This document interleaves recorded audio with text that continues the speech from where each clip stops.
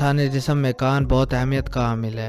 हमारे इर्द गिर्द की आवाज़ हमें कैसे सुनाई देती है। किसी भी आवाज़ को सुनने के लिए कुदरत ने हमारे जिस्म में एक मशीन एयर को फिट कर दिया है। एयर का सबसे बैरूनी हिस्सा पिन्ना कहलाता है, जिसे हम देख और टच कर सकते हैं।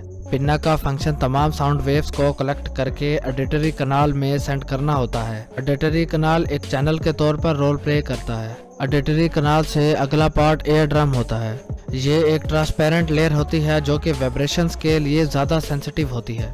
एयर ड्रम मामूली सी मोशन से वाइब्रेट करने लगता है। एयर ड्रम इनर एयर को एक्सटर्नल एयर से सेपरेट करता है।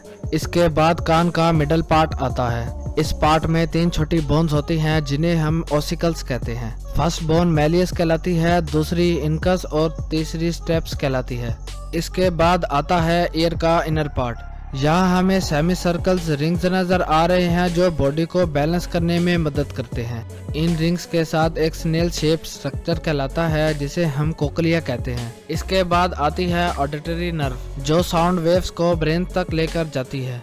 आइए अब हम एयर के फंक्शन पर बात करते हैं। कोई भी साउंड हमेशा वेव्स की शेप में ही ट्रेवल करती है।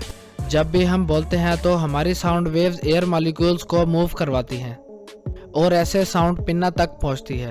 पिन्ना तमाम साउंड वेव्स को कलेक्ट करके ऑडिटरी कनाल में सेंड करता है। साउंड वेव्स ऑडिटरी कनाल से पास होकर एयर ड्रम को हिट करती हैं।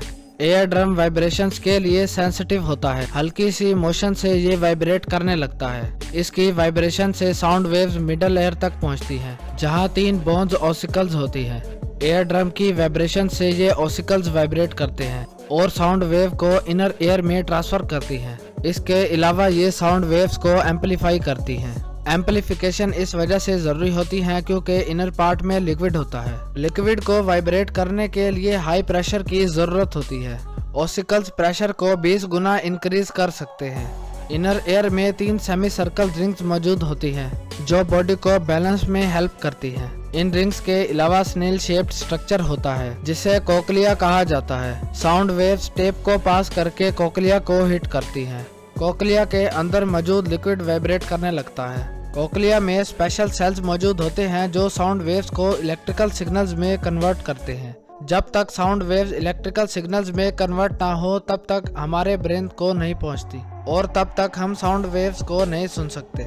ये इलेक्ट्रिकल सिग्नल्स ऑडिटरी नर्व के जरिए हमारे ब्रेन तक जाते हैं और हम साउंड को समझ सकते हैं। कोक्लिया की मदद से हम मुख्तलिफ किस्म के साउंड सुन सकते हैं जो कि लाउडनेस और फ्रीक्वेंसी के लिए बहुत ज़्यादा सेंसिटिव होते हैं। इसकी मदद से हम बता सकते हैं कि साउंड वेव्स कब लाउड होती हैं और कब सॉफ्ट, और साउंड वेव्स की फ्रीक्वेंसी कब हाई होती है और कब लो। इसकी मदद से हम म्यूज़िक के नोट्स को भी समझ सकते हैं।